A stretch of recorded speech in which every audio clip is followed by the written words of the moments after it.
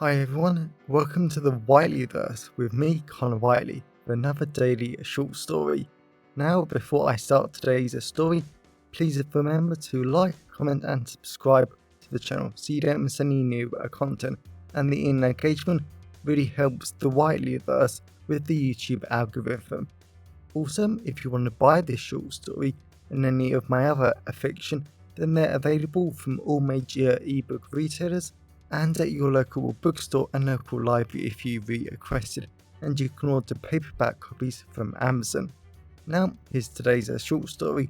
I hope you enjoyed just as much as I did writing it. Key to Birth in the Past. The 15th of September 2022. Canterbury, England. Being a private eye back in the day was a rather wonderful thing that Bettie English absolutely loved to do. There was nothing in the entire world like chasing down criminals on the cold rocky slopes of valleys in Yorkshire, smelling the sweet scent of water passing through an apple orchard in Kent, whilst delivering top-secret information to a secret government base, and Bettie just loved the sweet salty taste of cotton candy on her tongue as she watched an unfaithful husband at a festival. But all that was about to change. Bettie laid on a perfectly comfortable and warm blue hospital bed, with some very thin, almost impractically thin bedsheets pulled over her, and the cold white metal of the bed frame rested against the back of her head. She had been a lot lower on the bed before. With each contraction, she had moved herself higher and higher onto the bed. After 9 amazing months of pregnancy, Bettie was finally going to give birth to her wonderful twins that had actually given her a lot of joy so far, and hopefully that would only continue. Bettie smiled at her nephew Sean with his blue jeans, white t-shirt and blonde hair with stylish pink highlights running through it. He stood perfectly straight as he rested against the sterile white walls of the hospital room, and his boyfriend Harry was sitting on a wooden chair next to him. Bettie was really pleased to have them both with her because if anything, in recent months, both of them had basically become her children. Especially with Sean's parents more or less kicking him and Harry out after they were attacked, and Harry had sustained a brain injury. Bettie wasn't sure if she was ever going to be able to forgive her sister for that, but truth be told, with the twins coming, Bettie was just glad for the support. "Don't break my fingers again, babe." Bettie just laughed as she rested her hands on her baby bump, and watched her sexy beautiful boyfriend Detective Graham Adams walk back into the hospital room, with 3 fingers on his left hand fixed up. It wasn't even like Bettie had meant to scream and react so much during one of the contractions. She had just focused on how the twins were acting inside her. It was only when Graham started screaming that she realized she had managed to break 3 of his fingers. A very eventful start to the evening. "Sorry I'm late, everyone," Bettie's sister Phryne said as she strolled in wearing a very wet raincoat and carrying 4 to-go coffee mugs. Bettie loved the delightful smell of the rich, bitter coffee that filled the entire room, and she was more than looking forward to the kids coming out, just so she could have a cup of coffee again. "Auntie," Sean said, ignoring his mother. Harry just hugged Sean tighter. "I've never asked how you two met." Graham just laughed and Bettie just smiled. Their love story was one of an interesting start that definitely had a long road to this moment, but it was sort of beautiful in a way. Bettie hardly had anything better to do, with the doctors saying it was at least another 30 minutes before the babies were due. So she might as well tell her family the in-detail version of how they met. Bettie just looked at Graham. "I'll start." Graham gingerly held her hand and kissed it. "Be my guest." Bettie couldn't believe how excited she felt about telling her family the crazy, criminal and spectacular story about how she met the love of her life. The 12th of October 2010. Hertfordshire, England. 23-year-old Bettie English had only been out of university for 6 months after doing an absolutely awful and god-awful accounting degree. She had no idea whatsoever why she allowed that mother of hers to get her to do an accounting degree. It was rather easy in a way, but Bettie hated the numbers, and how the companies basically made you a corporate slave. She wasn't a slave to anything. Thankfully, it wasn't long until she discovered the British Private Eye Federation, and it did sound pretty cool being a private eye, so she went for it. Completed a bunch of impossible training, and somewhat managed to get accepted. Even now, Betty was surprised at how impossible the training was, but that was why the Federation was so respected, loved and adored by the investigative community all over the world. It was so hard to get membership, only the best made it. Betty stood outside a massive clay-red brick wall, right outside an immense country estate that was just so typical of Hertfordshire in the Midlands of England. Betty had always loved the countryside, but this was a little too far for her. She was literally standing on a cobblestone road that was supposed to add an extra layer of poshness to the estate, but it really didn't. But that was about as fancy as it got. Betty was hardly pleased with the miles upon miles of flat open fields with luscious green grass that blew so elegantly in the cool gentle wind. When Betty was a kid she might have liked this, but she had a job to do now. As a newly qualified private eye, Betty had to complete hundreds of background checks to serve as a little probation, and it was only because her checks were done quickly and effectively, and that the Federation had decided to test her with her first case. She needed to serve papers to a wealthy businessman, because he had apparently been involved in manipulating the financial markets, causing tons of businesses and people to lose their savings, and he had ruined a lot of lives. Easy? Betty was definitely going to make sure on future cases that she actually researched the places she was going to, first of all. Because this place was impossible to get into, and she had tried to ring the doorbell on the massive black wooden gates. They rejected to see her. But Betty needed this job more than anything else in the entire world right now, because if she failed, she would never be accepted into the Federation fully, she would never be respected, and she would be doomed to be a poor private eye for the rest of her life. Her professional career depended on this. Even though Betty couldn't see the estate because the brick walls with barbed wires on top were so tall, she just couldn't understand why someone would want to go to this extremes to protect themselves, and this house was in the middle of nowhere. Betty went straight over to the brick wall and ran her fingers across the cold surface. She had hoped to be able to climb it, but the surface was far too smooth for her. The sound of a car driving up slowly made Betty roll her eyes. The last thing she needed was to get caught or something. "Excuse me, miss," someone said.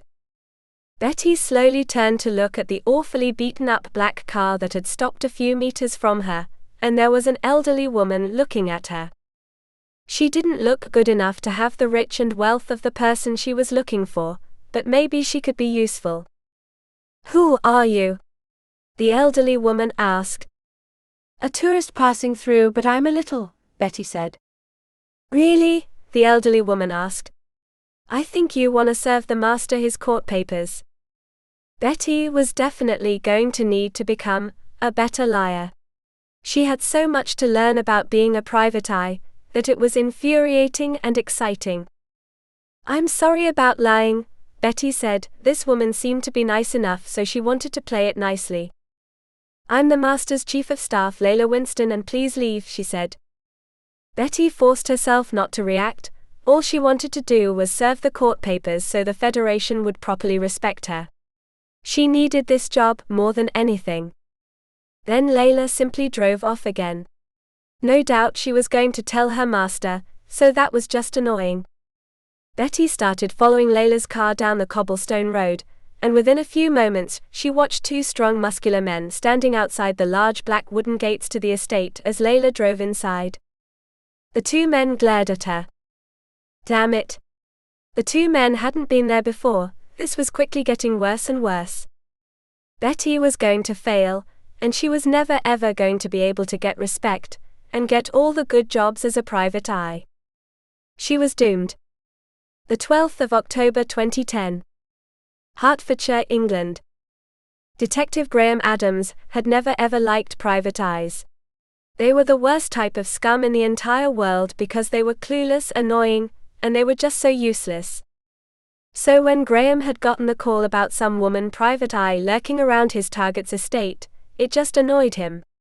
Why couldn't these useless private eyes just stay away, and let the real police sort out the crimes? Graham drove down the little cobblestone road that was definitely far too narrow for his large black Land Rover, with large oak trees lining the road. Their strangely shaped leaves falling in the autumn breeze and dirtying up his windshield. The only benefit about driving in the autumn was that Hertfordshire had a wonderful crispness to the air, along with subtle hints of pine oak, and a freshness from something that Graham couldn't identify. It didn't take long for Graham to see the massively tall brick walls of the estate, and this was why he had travelled up from Kent Police to help the National Task Force take down this particular businessman. Whilst the newspapers and other media reports had only cared to focus on Mr. Albert Nat's financial manipulations, Graham knew that he was guilty of a lot more. Albert had also had a hand in 3 murders, the collapse of 2 major banks, and had links to funding communist terror attacks all over the world. All Graham had wanted to do was drive into the estate and arrest Albert there and then, but because of the stupid law no one could simply charge into the estate, and no one could give him the legal papers. Apparently the police and Crown Prosecution Service had tried hundreds of different ways. From delivering the papers to lawyers to Albert's family, to delivering them through the post. But each time Albert's lawyers simply claimed the papers were never delivered. It was impossible. And there was even talk about the Crown Prosecution Service reaching out to the so-called British Private Eye Federation. It was a completely stupid organization, made up of wannabe cops that were just as clueless as the people he arrested most days. He just hoped this stupid woman wasn't part of that awful hobbyist club, but he just knew she was. A few seconds later, Graham slowed down his car to a stop and looked at the tall woman in her black trench coat, high heels and long black hair just stare at him as she stood in front of the black gates. Graham took out his badge and waved her over. The woman hardly seemed impressed, but that had just confirmed his beliefs about private eyes. They were all so cocky, ignorant and awful people that had no respect for the law. But as the woman walked over to Graham's car, he was just flat out stunned at how beautiful and sexy she was. Graham loved her amazingly soft, sexy, life-full hair, that all Graham wanted to do was run his fingers through it. Even her face looked so soft, beautiful and stunning.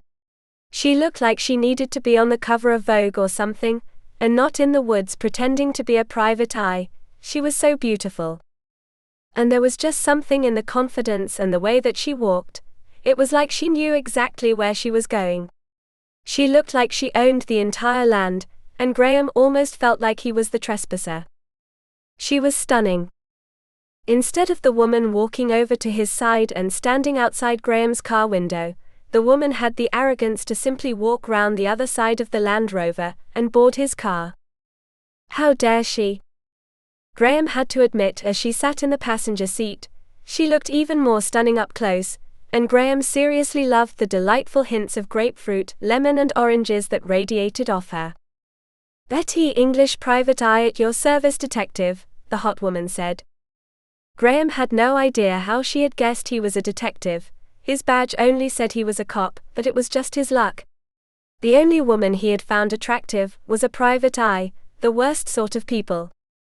"I presume you want to know why I'm here," Betty said, not as a question. Graham shrugged. "I know you're here on a little pretend mission. Leave the police work to the cops, or I will arrest you no matter how beautiful you are." The moment those last words left his mouth, he felt like such an idiot. He might have had been about the same age as this Betty woman, and rapidly rose through the ranks to detective, but he was always professional, calm and collective around criminals. But why was he being so unprofessional in front of her? "You aren't so bad yourself, detective," Betty said. Graham just grinned and forced himself to look away. He couldn't focus on that sexy woman and think straight. "You need to leave and personally just give up on the private eye stuff. It won't get you anywhere in life and you're just making a fool of yourself," Graham said. He had never heard a woman go deadly silent before, and he looked back over at her, and he wasn't sure as he stared into her narrow, cold brown eyes and furious-looking face if he should have been scared or what. After a few moments, Betty laughed and popped open the Land Rover door. "Tell me, detective, if you weren't such a jackass, you cops might have delivered the court papers instead of having a bum like me to do it," Betty said. Graham was about to say something when Betty slammed the door and stomped back down the cobblestone. As much as Graham wanted to leave, she was trying to do a good thing, and if she was successful, then she would help him too. He just had no idea how to help someone like a private eye. The very worst sort of people. The 15th of September 2022. Canterbury, England. Wait, you hated private eyes? Sean asked Graham. Betty couldn't believe actually hearing how much her boyfriend hated her at first. It was one thing to experience it and know of it throughout the other times they had met before they started dating the first time, but to hear it. It was something else. Betty hissed in pain as another contraction pulsed and corkscrewed through her, and she was really looking forward to these twins coming out. And she was more than excited about getting off this hospital bed with the stupidly thin blue bed sheets, and getting home to a real bed.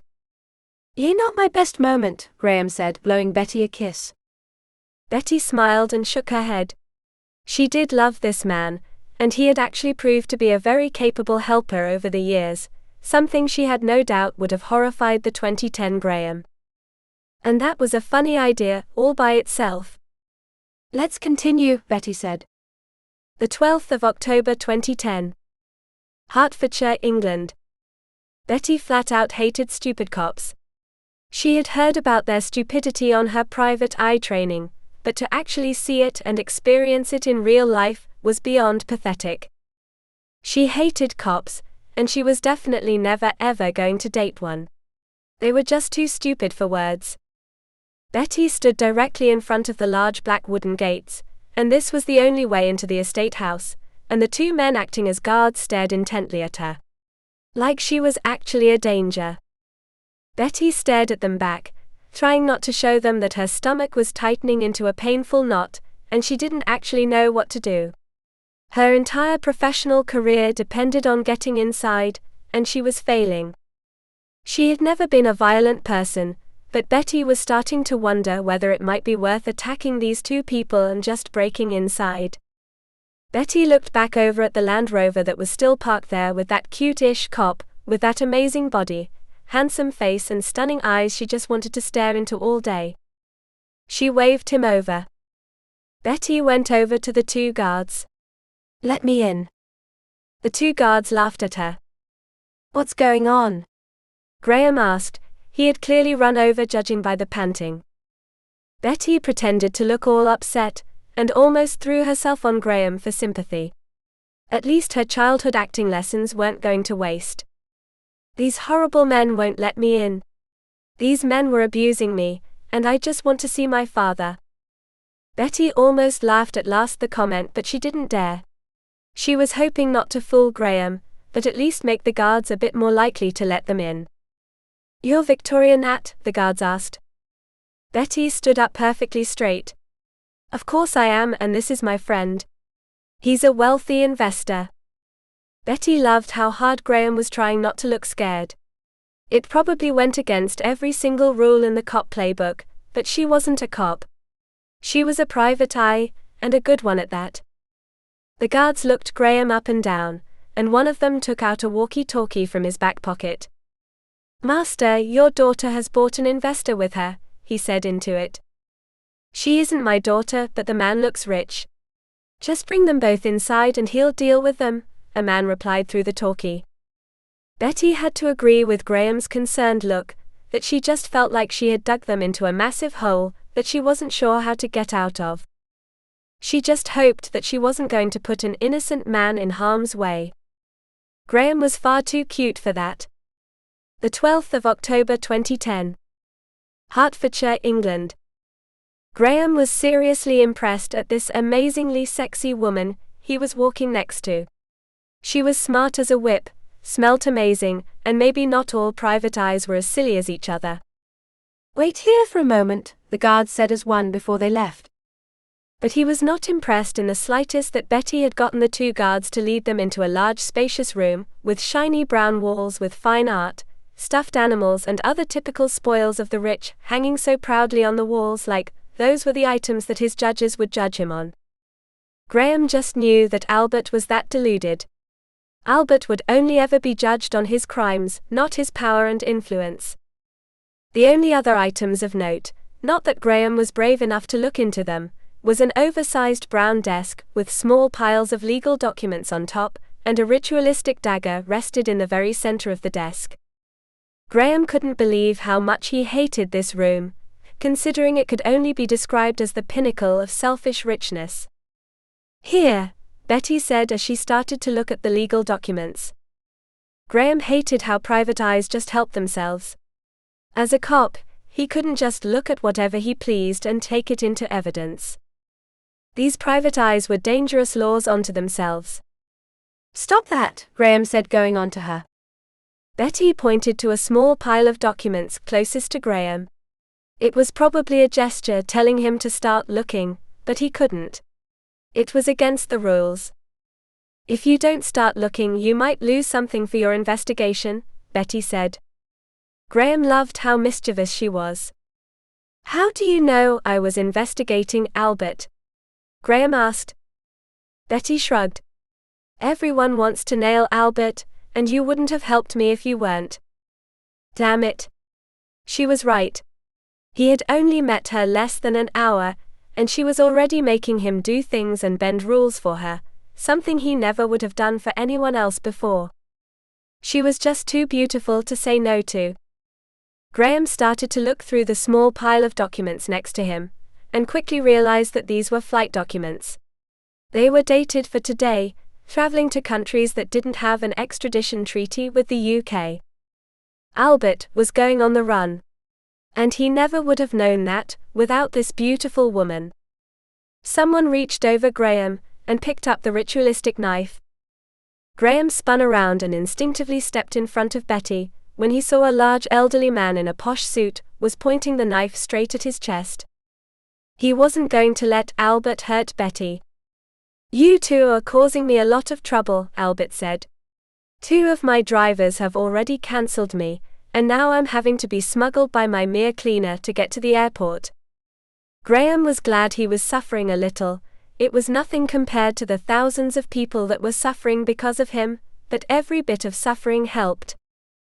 Albert gestured them to move away from the desk with a few shakes of the knife. Graham complied, Betty did not. He loved how defiant she was, but this wasn't the time. Betty simply folded her arms. "You are many things, Albert Nat, but you are not a killer, and why let us in?" Albert laughed. "I needed to get you two troublemakers out of my hair, and I want to offer you both £1 million to leave me alone." Graham would have loved that sort of money. He would be able to help out his family, donate to charities, and actually make a difference in the world. But he was a cop first and foremost, and Betty didn't even react. She took a step closer to Albert. Graham did the same. "You really think you can bribe us?" Betty said. Albert pointed the knife at her, and Graham felt his stomach tense. He took another few steps closer. He had to be ready. Betty took out the court papers and offered them to him. Albert just laughed. Hard. Betty lunged forward. Graham rushed over. Betty tackled Albert to the ground. She was going to arrest him. Graham went to help. Albert slapped Betty. She fell off him. Albert kicked Graham in the stomach. Graham staggered back. The two men serving as guards walked in, and went towards Betty and Graham, wrapping their arms around them so they couldn't escape. This was not what Graham needed. Especially as Graham had the most smelliest guard he had ever had. "You're such an idiot," Graham said to Betty, hoping to annoy someone enough that the guard's grip would weaken. Betty laughed. "Yeah, like you could do anything better, you pig." Typical private eye, always name-calling, because you're too pathetic yourself. "Fuck you, cop. I wouldn't be here if you weren't so useless." Graham saw how amused and distracted the guards and Albert were. He stomped his foot down. Betty did the same. The guards expected it. They punched Graham and Betty in the face. They both collapsed to the ground. Pain radiated from Graham's nose, heating up his face. This was going from worst to worst. He never should have gotten involved in stupid private eye business. Master, an elderly woman who was presumably the one smuggling Albert to the airport. One moment, Layla, Albert said as he waved the guards to go, and Layla just stood there behind Albert. Albert walked over to Graham. The point of the ritualistic knife pressed against his throat. Graham didn't even react. All I tried to do was make myself rich. No, I destroyed a lot of lives, funded a lot of terror, but that only allowed me to make more money, so your efforts to arrest me are pointless. The moment I leave this country I will be free, Albert said. Betty laughed hard. Pathetic, really. You claim to be powerful, but if you were really, you have enough money and power to buy your safety here. Graham didn't want to tell her that was exactly what he had been doing for the past year, but those friends within the UK government had turned against him. Goodbye, detective, Albert said. Graham grabbed the knife. Albert kicked Graham in the balls. Pain shot through his body. Albert grabbed him by the throat. He prepared to kill Graham. A foot smashed into Albert's head. He fell to the ground, not moving. Graham felt Betty hug him and help him get up. He wanted to hug Betty back, but he pulled her off him and simply looked down at Albert. It was clear that Betty had kicked him in the head, and judging by the sheer amount of blood pumping out of it, almost like Betty had popped a blood-filled balloon, Albert was most certainly dead. Graham just folded his arms. This was going to be a hell of a lot of paperwork. The 12th of October 2010. Hertfordshire, England.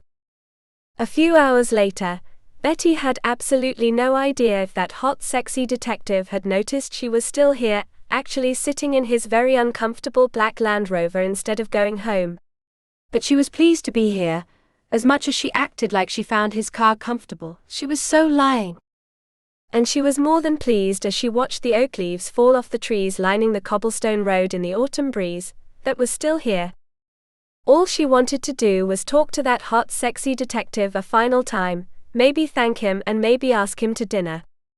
Betty had to admit he was a real cock about his attitudes towards so-called stupid private eyes, but she could see that he was a good man trying to enforce law and order into a wonderfully chaotic world. The driver's door opened, and Graham just huffed when he saw her. Do you have any idea how much paperwork you have caused me? He asked. Betty shrugged. That was definitely another great benefit about being a private eye, and not a real cop. She didn't have to do even half the amount of paperwork. She could just solve cases, have fun, and keep the world safe without as many forms. But thanks, Graham said. I know you didn't have to save my life. Thank you. That was probably one of the stupid things Betty had ever heard. Of course she had to save his life. He was a good man and innocent, and it was just normal to save people. She wouldn't let a hot man die for love or money. Do I need to travel back to Kent with you for a statement? Betty asked, smiling. Graham threw his arms up in the air. You searched me or something? Of course, Betty said. There is only so many background checks a woman can do in a Land Rover with bad internet, whilst she waits for you to come out. Graham just laughed, and it was such a cute laugh. No, you can go, and I'm sure I'll see you around, Graham said, extending his hand. Betty took his soft, warm hand in hers and kissed it. Graham looked excited, but in case she never did see this wonderful man, she just wanted one kiss to remember him by. Betty got out of the Land Rover, but before she shut the door she just smiled at him. I hope to see a lot of you about, detective, Betty said. Feelings not mutual, Graham muttered. Betty just laughed, and really looked forward to seeing this hottie again. The 15th of September 2022. Canterbury, England. And then she stalked me down in Kent, ran into each other 2 more times, and then we started dating the first time, Graham said. Betty just smiled at the beautiful love of her life, as he gingerly held her hand in fear of her breaking any more fingers. Thankfully the hospital bed sheets were wonderfully toasty and warm now that she had been lying here for so long, and as another contraction corkscrewed through her, she just knew that the babies were coming soon. But the bright lights of the hospital room against the bright white sterile walls were becoming blinding now, and Betty was seriously looking forward to going home with her new additions to her family and starting her journey as a mother. That was scary, but going to be amazing. Pure excitement, joy and relief filled her as she stared at her beautiful family round her. Her wonderful nephew and his boyfriend who had loved and supported her through so much, her sister that could be a piece of work, but she was amazing in her own way, and the amazing man that had put up with her being a stupid private eye for so long. She loved them all. A sharp jab of pain pulsed through her body, and then Betty just realized. The twins were coming out. "Graham," Betty said through sharp pain. "Be a dear and get the midwife. It's showtime." The 15th of September 2022. Canterbury, England. A few hours later, Betty felt completely exhausted as she laid on the hospital bed, with the thin blue sheets tightly wrapped around her lower half, and she just held the two most amazing babies she had ever seen. Sean, Harry and Phryne had all left shortly after the birth, with Sean and Harry confirming they were definitely gay and never wanted to see a birth again. And Betty had kicked Phryne out when she commented about Betty's extreme screaming. Betty felt Graham's handsome face resting on her shoulder, as they both just looked at the two cutest babies they had made together 9 months ago. The entire room smelt pleasantly of lemons, apples and oranges from an organic solution that the midwife had washed the room down with, and Betty was just glad to have another smell in the room, and it was so amazing to hear the light subtle breathing of her two twins. At least Betty's largest fear had been unfounded about the babies being identical. She had always known that they would have a boy and a girl, but she was still scared. Betty kissed both the cuties on their little warm heads, and both of them smiled at the gesture. They still hadn't been cleaned yet, because it was the rules that the babies had to have skin contact with their mothers for at least 2 hours before anything else was allowed to happen. And Betty loved that rule. "We really have come a long way," Graham said. Betty just smiled. "Yep. But a stupid private eye, and a idiot cop. We've had some great fights, great cases and great loves." Graham kissed her, and Betty loved the feeling of his lips on her. And then they both went back to looking at their delightful twins in her arms. They really had come so far with each other, now their lives had truly changed forever and there was no going back now. Betty knew the next chapter of their lives wouldn't be easy, plain sailing or completely joyous. There would be challenges. But in Betty's experience that was exactly the same for all worthwhile things in life. Betty had never needed easy, she had only ever needed possible. And she was really, really looking forward to being a mother, and hoping beyond hope that she was going to be an amazing one, with her sexy Graham by her side, and her sensational family firmly behind her. And that thought just delighted Betty more than she ever wanted to admit. Welcome back everyone, it's me again, Connor Whiteley. So I really hope that you enjoyed today's story, because I flat out love writing, creating stories and sharing them with you. If you really enjoyed today's story, then please remember to like, comment and subscribe to the channel so you don't miss any new content, and the engagement really helps the Whiteleyverse with the YouTube algorithms. And if you want to buy this short story or any of my other fiction, then they're available from all major ebook retailers and you can get them from your local library if you requested, and you can order the paperback copies from Amazon, your local bookstore or local library if you request it.